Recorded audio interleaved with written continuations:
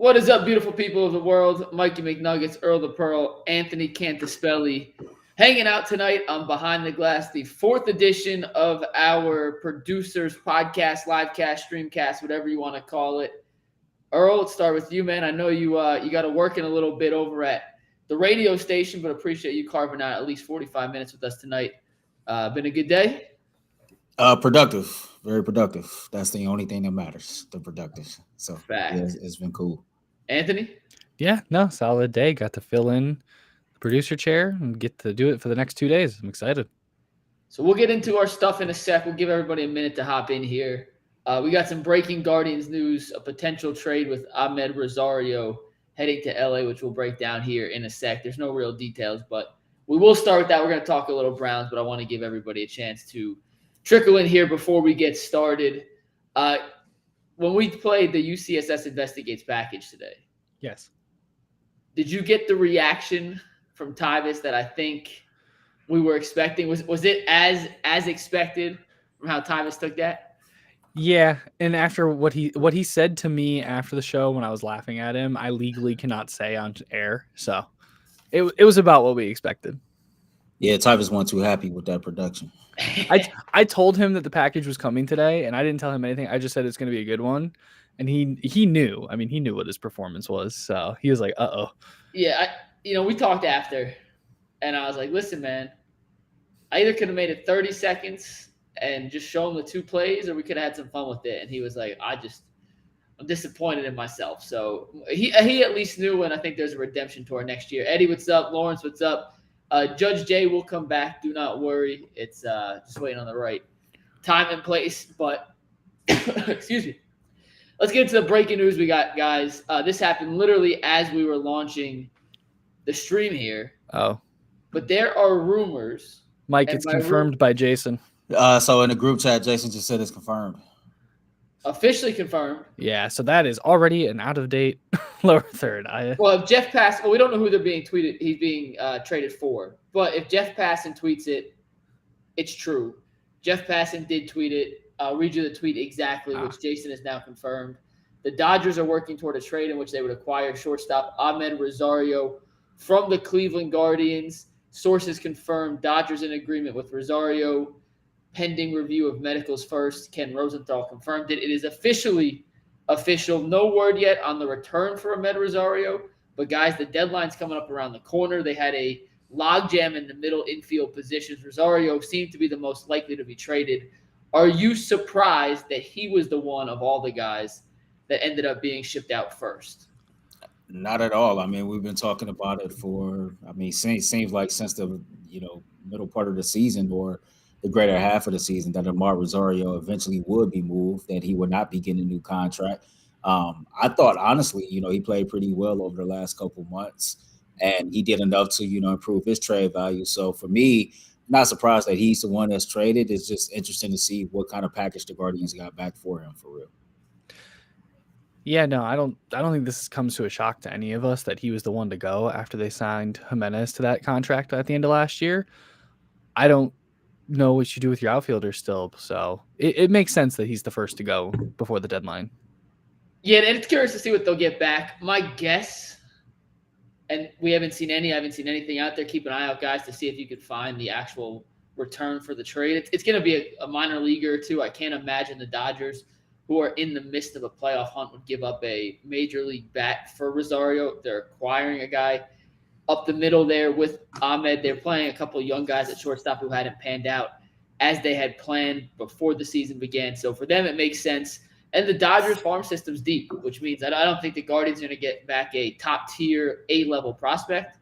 But by moving Rosario, you get a chance to see some of the other younger guys, a Freeman, a Brian Rocchio, a couple other their top prospects are middle infielders. Gabriel Arias will get him a chance to play more, which may or may not be good. I know he had 2 hits today, but I think this was a move to kind of unclog the logjam up the middle they had, to at least get a chance to see who can play and who can't play over the last 60 games. You get a real look at some of these young guys we've been asking about, who haven't had enough consistent at-bats. They're going to get it now in the next 60 games, and at least that is exciting to see who can be part of your future now. So I think it makes sense.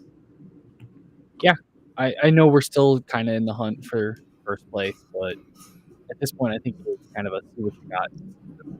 I mean, I guess for me, the question I would have for you, Mike, is this the Guardians buying or is this the Guardians selling? So it's a great question. I know we're going to get into that tomorrow on the show too. This, I don't think signals buying or selling, which I know is the biggest cop-out answer in the world, but I don't think losing Rosario affects their current major league roster that much right now. Like Rosario had been hitting the ball a little better, swinging the bat a little better, but I'm not sure that the drop off between him to Freeman playing every day, or him to Rocchio when he gets his chance, or him to Gabriel Arias with some consistent at bats. Granted, Arias has been terrible. He has not been highly productive when he has had a chance to play. But I don't think the drop off between Rosario, who's by the analytics the worst defensive shortstop in baseball, to whoever is filling in there is that much of a drop off. So he wasn't re-signing. This was the last year of his contract. You're getting a little something back who will help your farm system. I don't think it'll be a major piece, but I think this is more of a move to unclog and let some young guys play while still remaining competitive. I don't think this signals that they're in a full-on fire sale, and depending on what the return is, we'll see what they get back, but I don't think it'll be anyone that affects the team this season. Who do you think is the favorite to kind of take over as shortstop? Is it Gabriel Arias? Is it I hope it's Freeman. Listen, I think Freeman, when he's played consistently, he's shown me that he's a really good defensive player. Like off the bat, really good defensively shortstop, which if you don't watch baseball a ton, I'm not pretending to be the biggest diehard baseball fan, but there's little nuances that you could see in Rosario, and the analytics and the stats back it up that he just simply wasn't a good defensive infielder. He was statistically and analytically speaking the worst defensive shortstop in baseball. And when you can't score, being able to stop other guys from scoring by having a really good defensive shortstop makes a big difference. And maybe this also opens up a move for Andrés Giménez to move to shortstop, and then he moved Freeman to second base or Arias to second base. Because remember, Giménez, even though he won the Gold Glove last year at second, he was a shortstop all throughout the minor leagues. And with Amed Rosario being at shortstop, they put him at second. And that dude's got a glove. I don't care where you put him in the infield. That dude can flash the leather. So I'm excited to see what Freeman and Arias can do with consistent at-bats now. More than anything else, those two playing, we'll know by the end of the season, do the Guardians have a guy they can count on moving forward in each of them, or is it time to pass the baton on those two and move on to your next middle infield prospects? Fair, foul? No, I think that's a very fair answer. No, I think it's fair as well. I guess I'm just interested to see how it all play out. The beautiful thing about it is there's so many young prospects for the Guardians to where you can mix and match. The chat is saying it, you're saying it. Giménez can go from second to shortstop. You got Tyler Freeman as an option at shortstop, and then you got Gabriel Arias. So these are names that I've been educated on before the season started as guys that they felt like were going to be a huge part of this team, if not this season, but the season going forward. And due to a lot of different circumstances, I think you get a chance to see some guys get some opportunities. So, with Rosario finally being gone, I think now it even opens it up more. And it'll be interesting to see how Tito plays this out, because it sounds like to me you got some versatility that you can use at that position. So we'll move on to football in 1 sec, but you got to think there's only 2 middle infield spots in the major league roster. That's it. There's 2. And before this trade, you had Rosario, Giménez, Rocchio, Arias, Freeman, and I'm probably forgetting someone who, for whatever reason, I can't think of. But you have 3 guys who aren't playing consistently that you can't get a read on how they'll be in the pros without consistent at-bats. So this at least goes from 5 to 4. Giménez can play, but the other 3 are still kind of question marks just based on their inexperience in the majors. This opens up a path for all of those guys to get way more at-bats. And as you kind of played out the last 60 games of the season with the situation they're in where they can't punt because they're in the playoff hunt because the AL Central sucks, they also can't go all in because they're probably not good enough to win a title. It's kind of like the in-between limbo, but at least now you get a chance to see what some of these young guys can do, which at the very least is exciting. Let's talk a little football, though, guys. And if we find out who Rosario gets traded for, we'll cut back in and break down the return on investment the Dodgers are giving up for Amed Rosario. But in some football news today, Justin Herbert, well, this happened yesterday actually, but Justin Herbert signed the largest contract in NFL history for a quarterback. Before we get into the money, how it affects the whole landscape, didn't Patrick Mahomes sign a $500 million deal? Wasn't it a 10-year, like $500 million deal when he signed it? Am I crazy for remembering that? It was something along them lines. I'm looking it up too. Yeah. Because when the first thing 10 I thought years, $477 million was his extension. So when they're saying Herbert's had the biggest contract. Is it because Herbert's is only 5 years? Maybe? Like the way it distributes out? Yeah, I mean, I know it's based on annually, but I hate how they word it. Yeah. Contract ever. Because Mahomes signed a 10-year, $477 million. Real quick, thoughts on Herbert getting the massive, massive extension? Worth it? Not worth it? Too early to tell, but he's now the highest paid quarterback in football. I keep it real simple for me. You're worth any amount of money that some team is willing to pay you. I think Justin Herbert is a very talented quarterback. I think that we've seen that throughout his career so far. You know, when you look at his first 3 seasons in the NFL, he ranks in the top 3 in every passing category.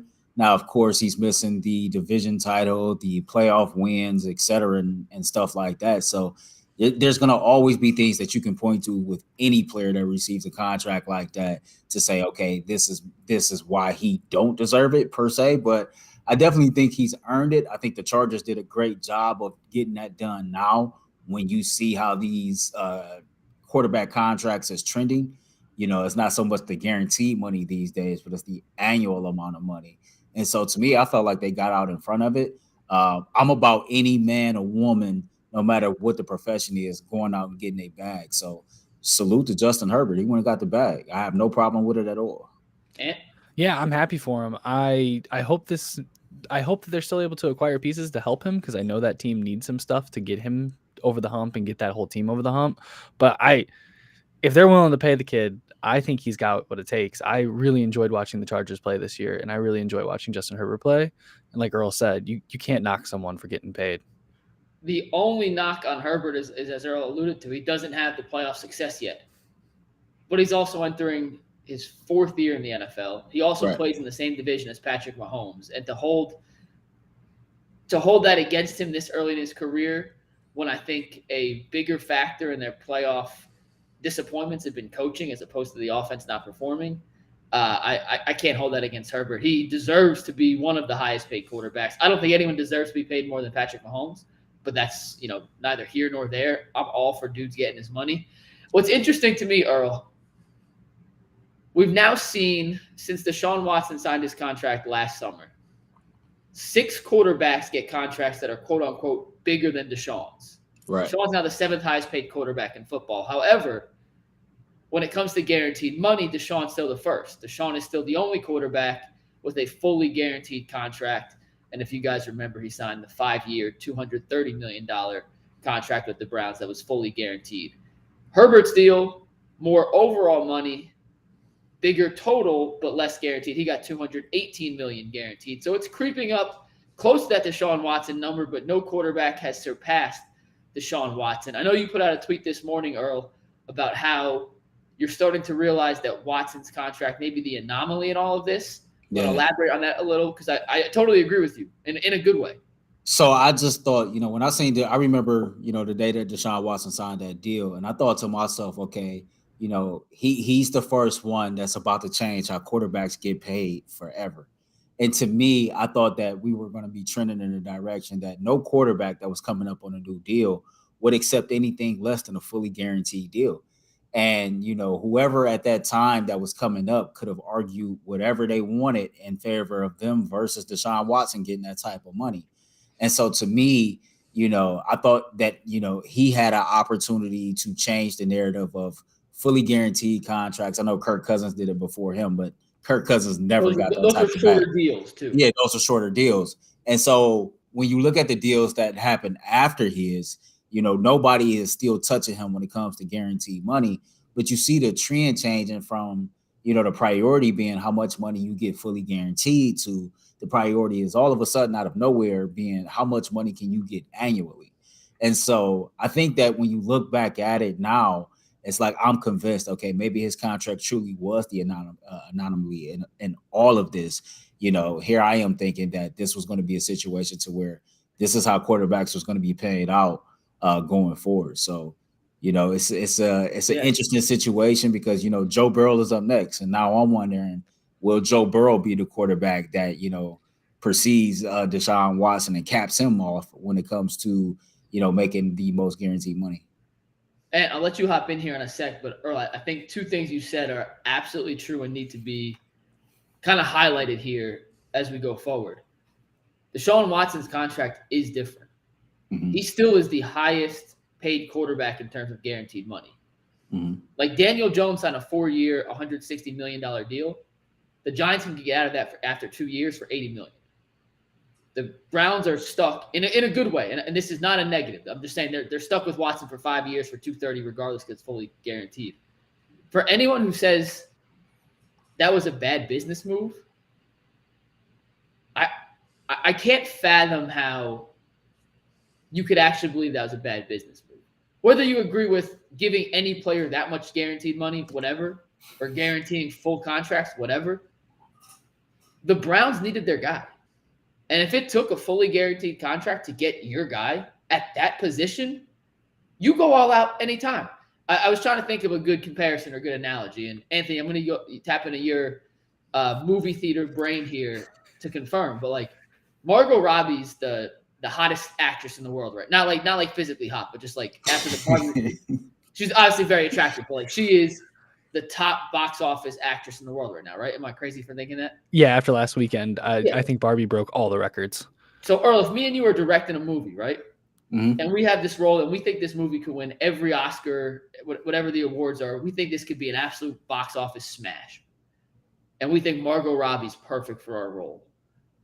But we talk to her and she goes, yeah, I don't love it, but if you give me X, Y, and Z, I'll do it. Guess what you're doing? You're doing it. You're giving her X, Y, and Z. You know why? Because you can't make the movie to the most of your potential without having the exact person you want for that role. The Browns identified Deshaun Watson, who was 25 years old, in the prime of his career, a top 3 quarterback, arguably at the time. Those dudes never hit the market. Never. Like they do when they're 38, 39, like Aaron Rodgers. They never hit the market in the beginning of their prime. Like think about this.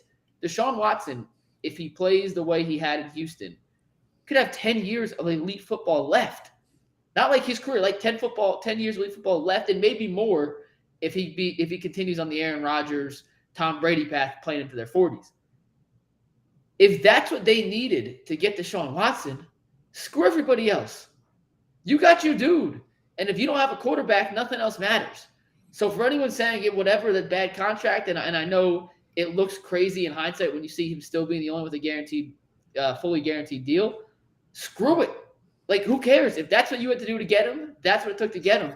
And I have no problem with everyone else getting more total money and the Browns giving Deshaun Watson more guaranteed because that's what they had to do to get him in the first place. When I look back at it, I'm going to keep it real simple. I think it was never about the contract. I think it was about the person who got the contract, right?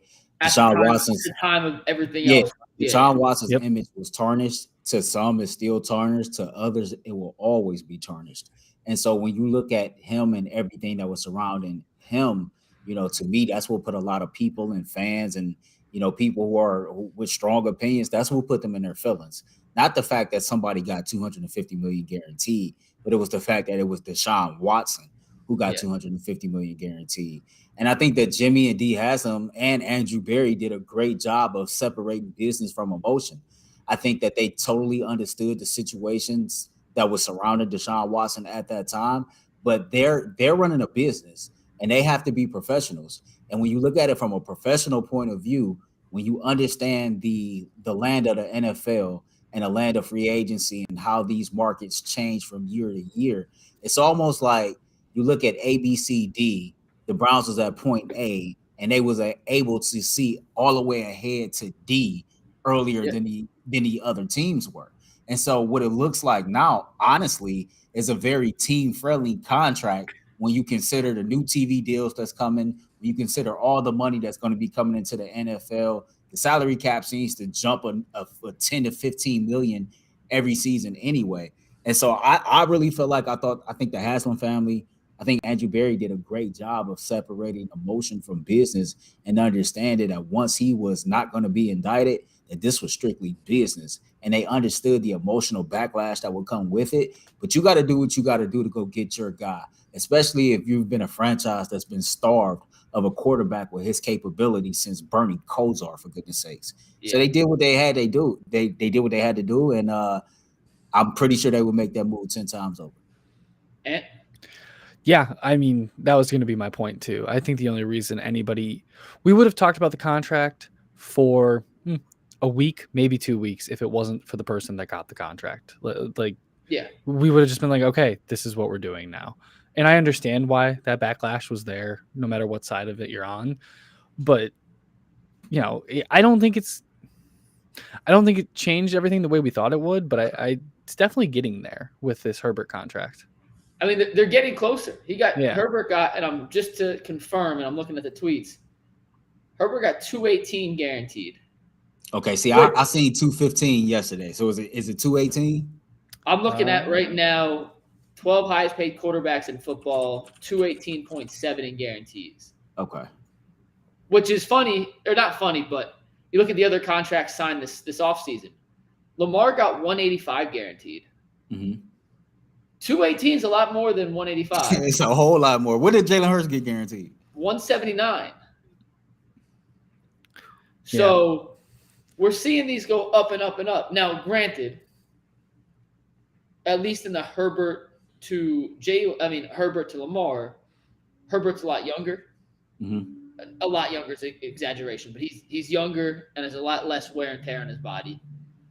But Hurts is, I think, even younger than Herbert, and that's it's almost a $40 million difference in guaranteed money. And one guy just played in the Super Bowl and one guy didn't. Now, different players, totally different styles of play as a quarterback, but the overall arc of football, and this is any sport, mm-hmm. The next guy who gets paid is going to be the highest guy who gets paid. Yeah. The highest paid player in the NFL is Justin Herbert. The highest paid player in the NBA is Jaylen Brown. Think about that for a second. Yeah.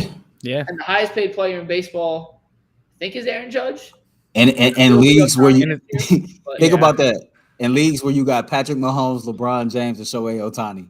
These are the highest paid players. Ohtani's going to take over baseball, though, Ohtani will be number one. So anytime you see a contract, it's so easy, and we all do it, to react in the moment. Mm-hmm. But guess what? Herbert's going to be the highest paid quarterback in football for like 4 days. And then Joe Burrow's going to sign his deal. And Joe Burrow's going to sign for 200 and what did Herbert get? Herbert got 262. Yeah, he's going to sign for 265 and 219 million guaranteed. You know what I'm saying? Like, yeah, Joe Burrow is going to be the highest paid quarterback in football in a matter of days. So whenever you see these contracts, it's the next guy. What'll be interesting to see is, to Earl mentioned earlier, where does the guaranteed money fall? Who's going to be the first quarterback to get more guaranteed money than Deshaun Watson? Because at the moment, Watson's still number one. I don't think the Bengals have the cash flow to guarantee 230. I think it's going to be Trevor Lawrence. I think if Trevor Lawrence continues on the trajectory that he's already on, I think Joe Burrow will get a deal before the season starts this year. I think he'll see anywhere from 219 to maybe 222 million in fully guaranteed money. And I think next year, if Trevor Lawrence can duplicate or even be even better than he was this past season, I think he'll be the guy that surpasses Deshaun Watson when it comes to fully guaranteed money. Not because he's better than everybody else, but because he was the right quarterback at the right time. And that's all that is. So, and I think that's what people have to understand with every sport and every position. It's about being in the right position at the right time when the market is hitting at the position that you play. So I want to touch on one more thing you said, then we'll move on to our next topic. But you said Watson has a team-friendly deal. I do want to push back on that a little bit. And it's not just Watson. I don't think any of these quarterbacks that sign these mega deals are team-friendly deals. Watson, even though he's quote-unquote the seventh highest-paid quarterback in football, has a $60 million cap hit next year, just like all the other guys do. This is not Watson-specific. This is Herbert now. This is Hurts. This is Lamar. This will be Joe Burrow. I understand you have to pay the guys that much money. You don't have an option. You don't have a choice. Mm-hmm. But that is a large portion of the salary cap. And even as it continues to go up, the quarterback pay is going up with the salary cap. percentage-wise, it's pretty similar. And that's just a lot of you have to do it. And I'm not saying there's any reason you shouldn't.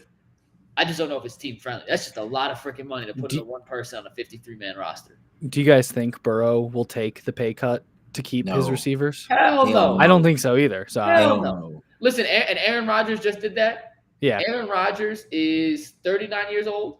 Yeah. Aaron Rodgers on the back Super half. Bowl, and at this point of his career, he's literally there to get a second ring. And let's keep it real. Aaron Rodgers might be being a little petty right now. We all know, like, he left Green Bay on the worst terms. So this might be one of those, still thinking about where I was and finding a different way to stick it to him. Because at his age, to Mikey's point, at this point, all you're chasing is another ring. And I think he took like a $35 million pay cut so that, he clearly plans on playing into his 40s.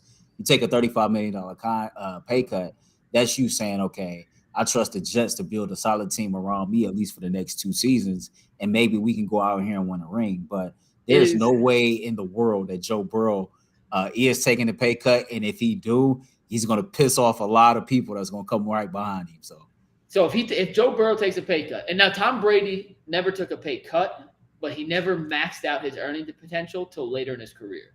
Mm-hmm. Now Burrow, because of endorsements, I wouldn't say it's impossible that he goes that route, but I would say it's highly unlikely. He has not got the major contract yet.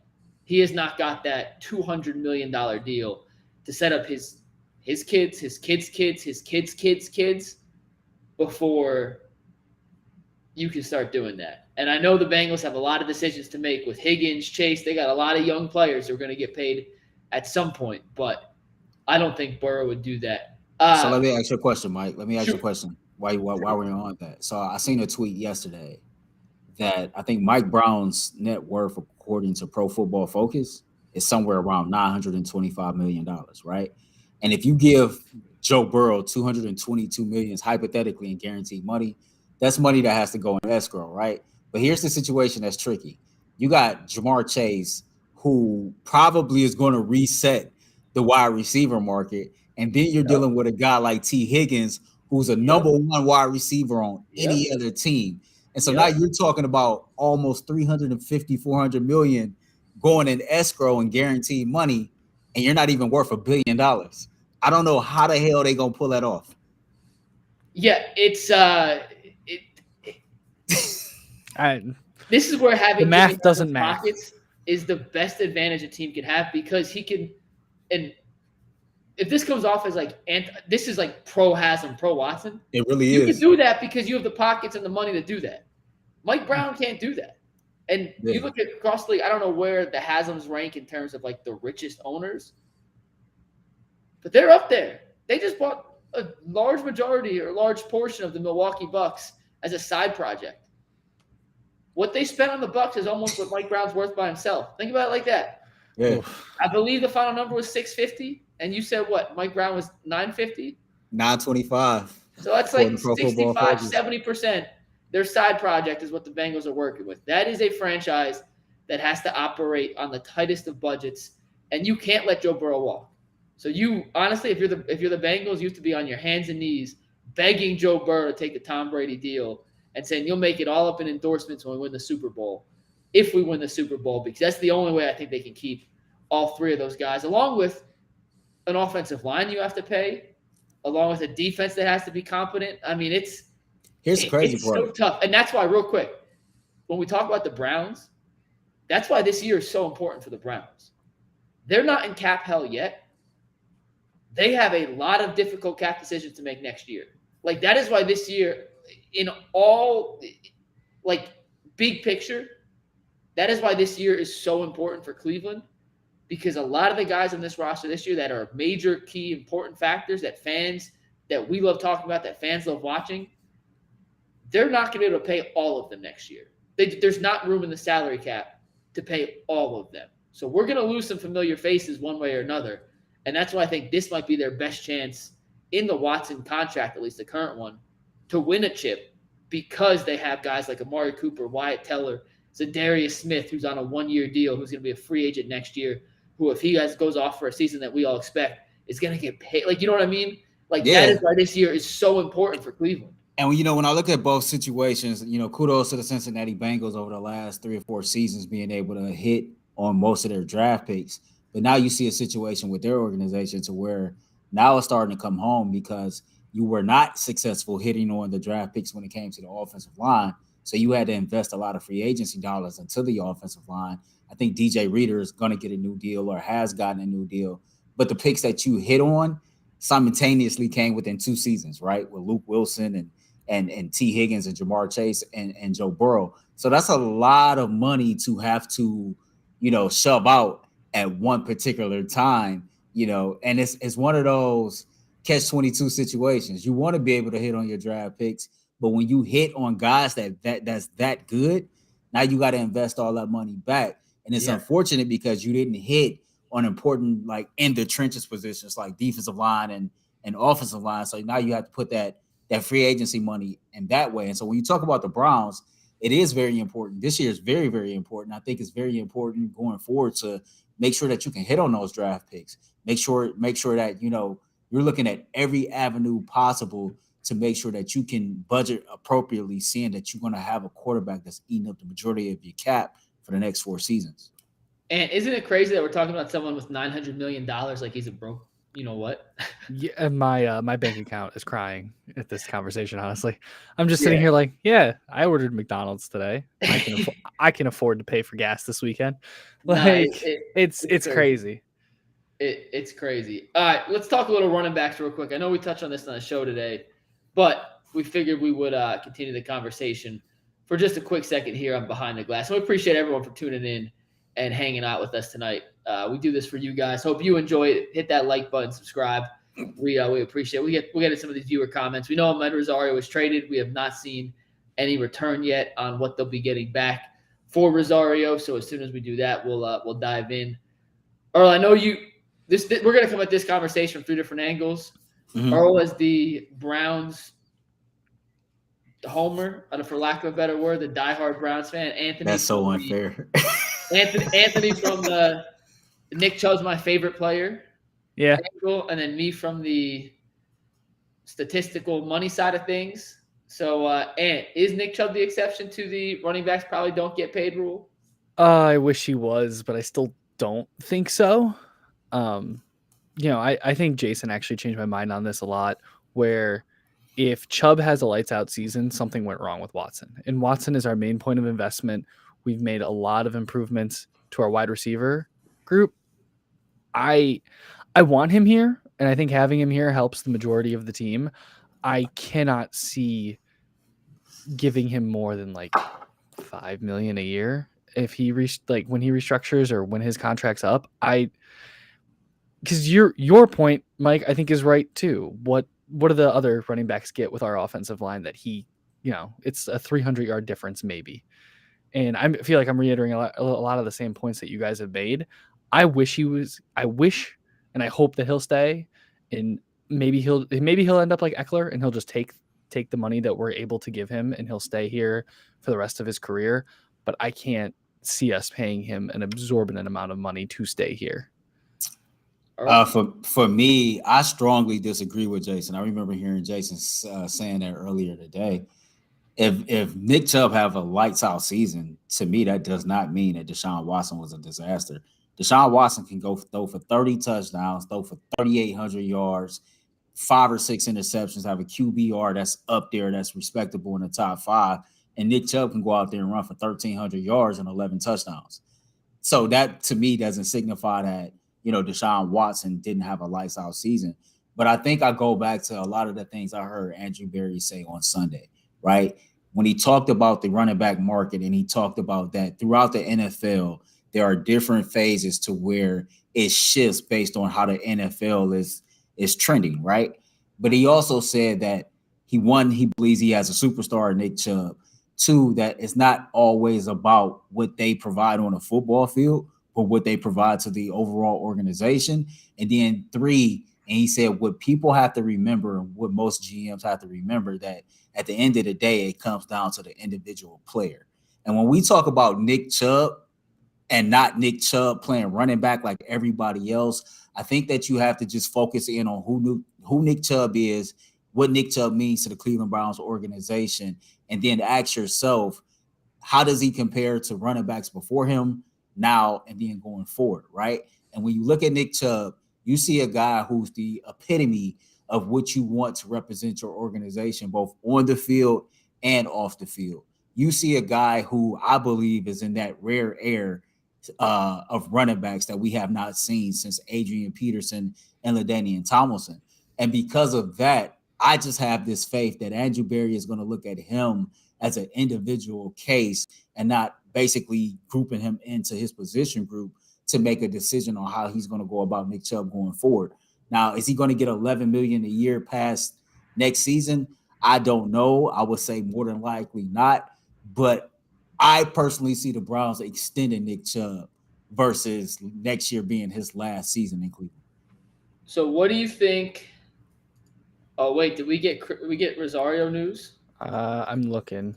I see this in the chat real quick. Let me see if that is true. I'm seeing someone say that Noah Syndergaard is the player getting sent to Cleveland. Yep. Confirmed by Fox Sports MLB as of 3 minutes ago. Okay, so for anyone who doesn't know, and it is true, this is officially official. Essentially a swap, Amed Rosario for Noah Syndergaard. If anyone doesn't know Noah Syndergaard, he was an absolutely electric, elite, top-notch pitcher for the Mets 5-6 years ago.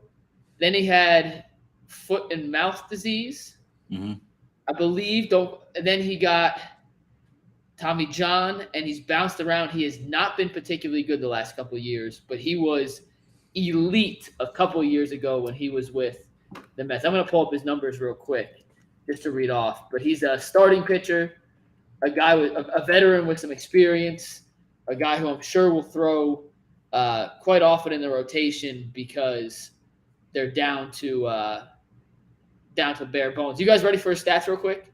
Hit me with it. All right, so in 2015 on the Mets, he was 22 years old. He went 9-7 with a 3.2 ERA. The next year, 14-9 with a 2.6 ERA. Then he got hurt. Came back 13-4 with a 3.3 ERA, and then 10-8 the following year with a 4.2 ERA. Since then, 2022, last year he went 10-10 on two teams, and this year he's 1-4 with a 7.16 ERA. So, he hasn't been great this year. No team is better at revitalizing and rejuvenating pitchers than the Cleveland Guardians, so maybe they can find that special sauce that Syndergaard had back with the Mets. However, it's an arm, and this opens up room for Rocchio, Freeman, and Arias to get consistent at-bats in the middle infield. So it feels like a swap of guys on one-year deals. I don't expect Syndergaard to be there long-term. Do either of you guys have any – remember Syndergaard during his time? He finished top 4 in Cy Young twice, I believe. So I vaguely remember him. I know the name. I do remember seeing him pitch when he was at his peak. I do remember him going through some of the stuff he's went through. I'm cool with the deal. The Guardians was never going to re-sign Amed Rosario to a long-term deal anyway. So if you can get an arm back in return, granted, he's not been what he's once been in the past, but we're talking about the Cleveland Guardians when it comes to pitchers. And if I have confidence in any organization getting the pitcher to where he needs to be, then it's this organization. So I'm absolutely cool with it.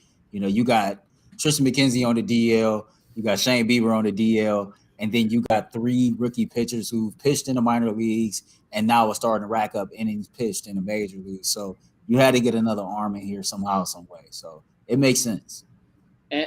This tells me that they still want to win the AL and they want to go into the playoffs with some sort of a loaded roster, even though they're down. And I mean, this gives me hope that they're not going to give up on the last 60 games. And I definitely don't want them to. So, yeah, I mean, I don't know how much he has left. His numbers this year, like I said, are not good. 1-4 with a 7.26 ERA in 55 innings pitched. He's given up 71 hits in 55 innings. He's only struck out 38. His strikeout numbers have gone way down. When he was at his peak, he was averaging almost 2 strikeouts per inning. So he's not the same guy he was in New York. But once again, this is a swap of expiring contracts. You're giving up a guy in Rosario you weren't going to re-sign for a guy in Syndergaard who fills an actual need. So you go from a position, middle infielder, where you had too many players, switch him for a guy, a starting pitcher who you don't have enough of. So it's essentially a veteran swap. I'm all on board. Well, let's get back to the Chubb conversation, though. Earl, I was going to ask you something. I don't exactly remember what I was going to ask you, but you had said that Chubb is the exception. He's that good. Oh, my question was, or I don't even know if it's a question. I think Nick Chubb's a Brown next year. I just think they restructure his deal. I don't think they could pay him $16.2 million and keep enough of the other guys they're going to have to pay. I think he ends up taking a Joe Mixon route to get 2 more years on the Browns at maybe 10 and 8. So it's about a little more overall, less per year. And that's the route they both take to get to it. I don't think there's any running back that's a quote unquote true exception to the I will not going to pay a guy long term at that much money anymore. And I say that because of all the positions in football, there is less predictability with running backs than anyone else. And I just go back to the Zeke Elliott contract and how good Zeke was in Dallas. And he held out because he knew, I want my money now, because if I don't get it now, I'm never going to get it. The Cowboys then caved in and gave him that deal, and he's out of the league 2 years later.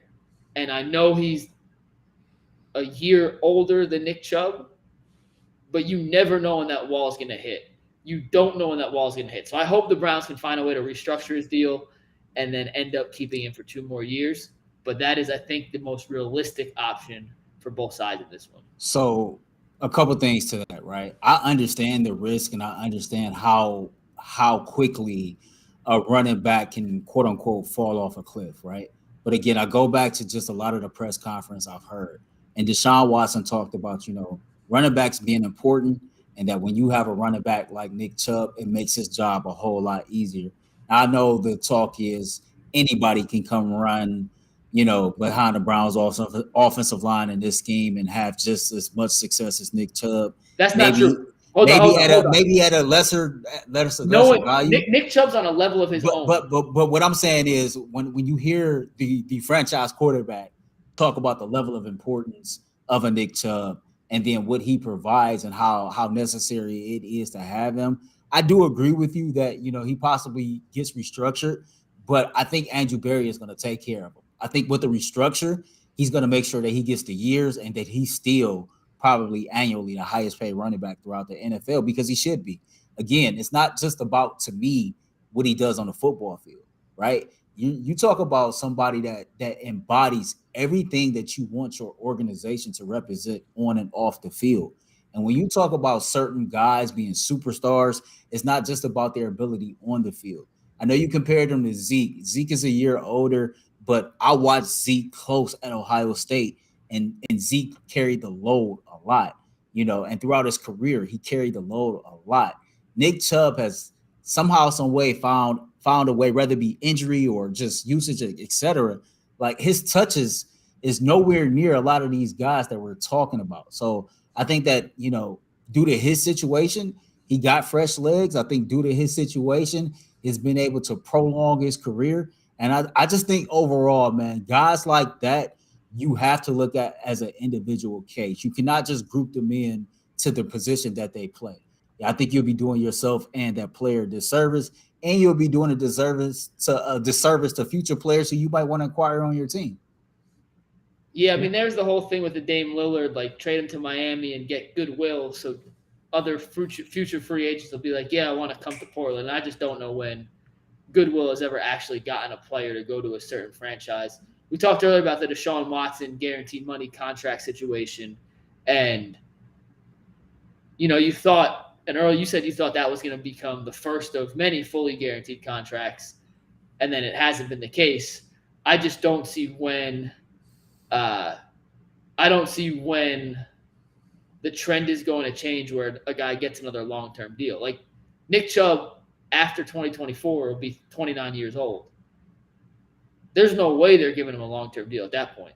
Like, there's just that would break every precedent in the last 20 years as far as running backs, not just in terms of being one of the highest paid in the league, just in general of a running back at that age getting a long-term deal. So he deserves to be paid. I think in the grand scheme of things, no one disagrees that he doesn't deserve to be paid. It's just, is he worth the $16.2 million on the cap sheet next year when you have so many other decisions to make at guys who are going to be making big-time money? But there's no doubt about it. Nick Chubb's the best running back in the league. And I refuse to listen to anyone who says that he's not the best in the league, because he is. Plain, simple, period, fact. However Earl says it, I like how he says it better. Plain and simple, period, with a T. You know what I mean? You said it one day in the pre-show meeting. I was like, damn, that sounded cool. Yeah, I haven't been able to pull it off since. It's just, I mean, it's not hard to identify what you have in Nick Chubb. And I understand the conversations that's been had, because he is a running back. We do know the history of running backs, but I just think that you have to look at every player as an individual case study. And who's to say, like, let's say he gets extended 2 or 3 years next year, right? They rework the deal, and then his contract is extended out. So let's say he's 29. And then Nick Chubb then went from 5 yards a carry to 4.8 or 4.7. It's a drop off, but it's still much better than a lot of other backs in the NFL at that time. Then you know what? Let's talk about extending him for another 2 years. Because again, I've always looked at Nick Chubb and I've asked myself one question. Is this dude in rare air such as Adrian Peterson and LaDainian Tomlinson? And if the answer is yes, then I'm a ride with Nick Chubb until I absolutely cannot anymore. It's just that simple for me. Anthony, this is why Earl starts beating G. Bush in the polls. Because he speaks. Look, we can't win them, so I've given up on them. He speaks to the 30 from the 25 to 39-year-old Cleveland fan demographic better than anyone we could put on the air. True. G. Bush speaks to the 40 and up Cleveland demographic. Earl speaks from the perspective of the 18 to 39 one. I mean, they got a lot of guys that are going to make money next year. I would almost bet my life savings that Wyatt Teller's not back next year. Amari Cooper, what do you do with Coop? You have to pay him 20-something million. He's 30 next season. I think a lot of it depends on how he goes. You have 3 guys in the secondary. Martin Emerson's coming up on a contract extension. Greg Newsom's coming up on a contract extension. JOK's coming up on a contract extension. Like, you have a lot of guys who are going to get paid. And at some point, there's only so much money to go around. And back to, we'll close it with this, but back to what I was saying earlier with the Browns and why this year is so important. Deshaun's cap hit this year is low because they restructured his deal to fit in Zadarius Smith and a couple other guys. Mm-hmm. His cap hit next year is 68 million. Is that what it is? Next year? I'd have to look, but I think it's something like that. Are you laughing at what G said? Yeah. McChicken. Hey, dude, you know I love you, man. You know I love you. But, let me look at his cap hit real quick. His cap hit this year, because they restructured it, is way lower than it is the next 3 years, which just makes it harder to keep some of these guys. Yeah, this season with the restructure, his cap hit is $19 million. For the final 3 years of his deal, his cap hit 64, 64, 64. So that is that. Oh my God. I mean, that's when you restructure. You make it smaller one year to make it bigger down the road. You kick the can down the road. So that's why this year they have a lot of extra money to use in other spots. We talked about Aaron Rodgers giving money back. Any chance that Deshaun Watson would give money back from Nick Chubb? I'll say this, and I thought about. It's funny because when I was riding down to the studio, and I was thinking about Aaron Rodgers and what he did. I thought to myself, when and where would you possibly see Deshaun Watson making a move like that? And I can see, I'll say in 2 years, right? In 2 years, if the Browns has had some sustained, like, high level of winning, I don't know if it's necessarily for Nick Chubb, but I can see him 2 years from now saying, okay, let me restructure this deal. Let me take a pay cut so that I can sustain what I've had around me for the next 2 years, or even improve what I've had around me for the next 2 years. So if the Browns go out, ball out this year, right? 11 or 12 wins, you make it to the AFC Championship, hypothetically. Next year, you go out there, you win 10 to 12 games, and then you're making it to the AFC Championship, win or lose, or the Super Bowl. That's 2 great years of sustained high level of success. And at that point, if I'm Deshaun Watson, I might take a step back and be like, okay, I'm still young enough. I understand how the market is trending for quarterbacks. I can go ahead and take a step back now to make sure I can put myself in a position to win a ring or two and still cash in on another bag down the road. Yeah. I think it might change too with how much he has guaranteed. Like he gets it as long, like I don't know. Well, so real quick, if he gives money back, they're gonna have to totally redo his deal. Yeah, and then obviously it's not fully guaranteed. It's not still fully guaranteed in that sense. I'm assuming though for whatever he'll give back, it'll stay whatever they leave it at. It'll stay fully guaranteed. Like I don't think they'll take that away from him, even though it'll be maybe 210 instead of 230. Yeah, listen, that's how Tom Brady helped the Patriots win, 6 Super Bowls? Yep. It is uncommon. It's what the greats have done. It's not a necessity, but it certainly makes things a lot easier when your quarterback's given a little money back to help you allocate to other positions. It is not a requirement. You got to taste it first, though, right? Right? Think about it. Tom Brady did it, but he did it because he tasted it. Aaron Rodgers did it because he tasted it so long ago and he wants to taste it again. So that's what I mean. Like, he has to taste it in order for him to be willing to do so. Yeah. And I was saying that more on the point that I would not expect Deshaun Watson to willingly just turn around tomorrow and be like, hey, here's money to re-sign these guys. But if they do get close and they're right on that precipice, I don't think it would be completely out of the question that a guy like Watson, who, go back to his Clemson days, go back to his Houston days, was known as a Kobe Bryant-esque winner in which he hated losing more than he enjoyed winning, to do – what are you saying now? All right, last question, G, we'll wrap up. Why would you pay Jed Wills long-term instead of extending Chubb? I wouldn't. Yeah. I wouldn't. I'm going to tell you right now. I don't think Conklin – I think I understand what Conklin just got in his new deal, but I don't expect that to be a thing 2 years from now, right? I don't think Wyatt Teller is going to be here, and I think DeJuan Jones is going to step in and probably take that left tackle spot. I believe in the Browns' depth at offensive line, so I don't see Jedrick Wills really getting paid unless he has matured as a football player, as a person, and literally takes his game to the next level. When he was drafted, I thought he was a dude with a really, really high ceiling, and due to whatever reason, his ceiling has dropped a little bit, and I look at it now, it's like, okay, the Browns got some depth there, and you got some guys that I believe you can plug and play, right? I look at DeJuan Jones. I still think James Hudson has a future. So I don't see the Browns really extending him and paying him that type of money. See, I don't think it's necessarily the right move. I just think it's what they will do. It is a lot harder, in my opinion, to find a top 15 left tackle than it is to find a productive running back. And when you look at Jed Wills, so let's say Wyatt Teller's gone next year, because I think he's the first cap cut casualty. You can't pay 2 guards $30 million. Now you got a plug-and-place guard. DeJuan Jones, we all think he has a lot of potential. He's talented, but I need to see him do it on the field before I can truly believe that he's ready to step in.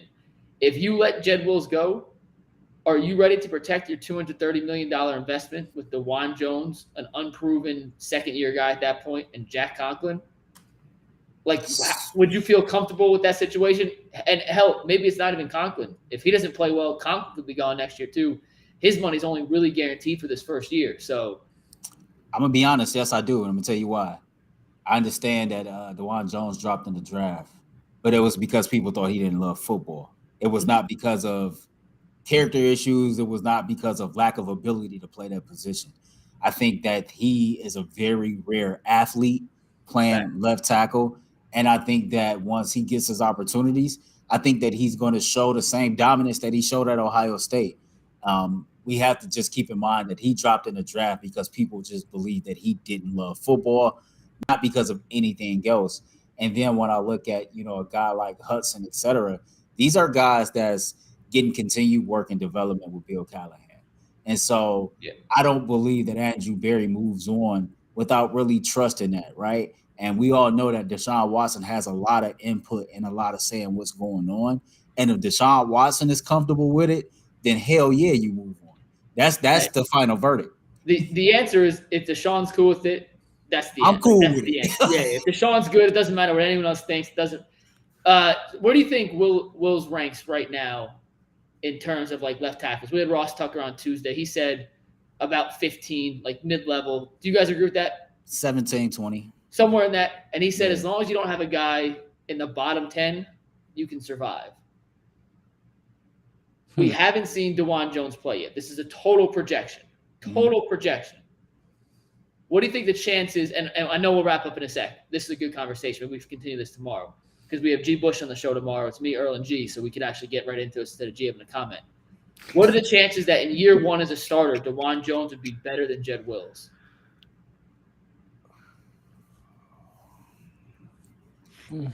On a scale of 1 to 10, I was giving it about a 5. Basically being about a toss-up. I was gonna say a 4. I think it's 30%, and that's total project. I just think immediately as a first year starter, I think it'd be hard for him to be better than Wills. And I'll pull up this comment, and I agree with this comment. Wills isn't protecting Deshaun Watson right now. That's facts. I'm scared of any drop off, if that makes sense.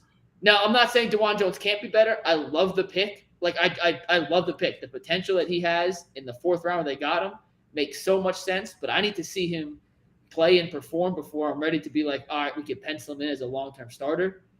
Any drop off from Wills, like I think Wills is the bottom barrel of where I'm comfortable with the left tackle. Anything below that, I'm shitting bricks every time Deshaun Watson drops back.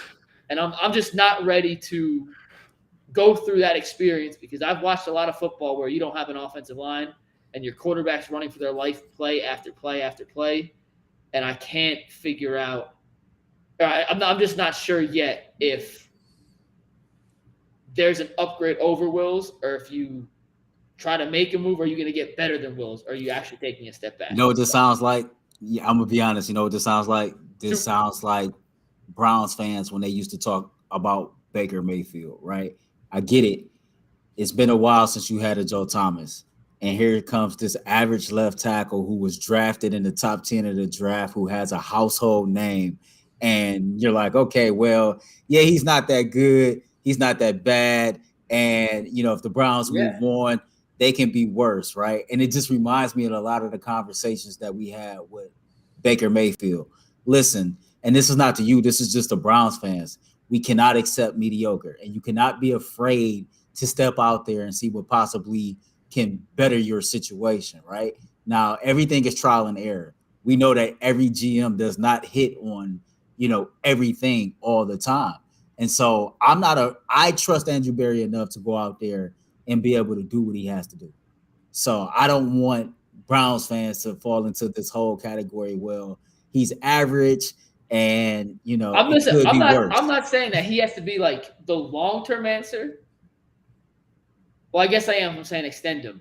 I'm just not sure there's a better option right now. If there's a way to improve at left tackle, I'm all for it. I just don't know if a first-year starting DeJuan Jones is an upgrade. And it scares the hell out of me to potentially take a step backwards at that position on an offensive line where you're going to be losing Wyatt Teller and potentially Jack Conklin to where he's the guy protecting Deshaun Watson. Maybe that's scared talk. You know, scared money don't make money, Earl. I get that. But I am so terrified of a bad offensive line because no matter how good Deshaun Watson is, no matter how good any quarterback is, if the defensive line's in their face in half a second, it don't matter. Go back to the Buccaneers-Chiefs Super Bowl 2 years ago. Patrick Mahomes, the best player in football, he was under pressure every play. They didn't score a single touchdown. So that is my fear. I'm not saying Wills is good. I'm just not sure they have a better option. And last thought, we'll wrap up, and we'll see you all tomorrow on the show.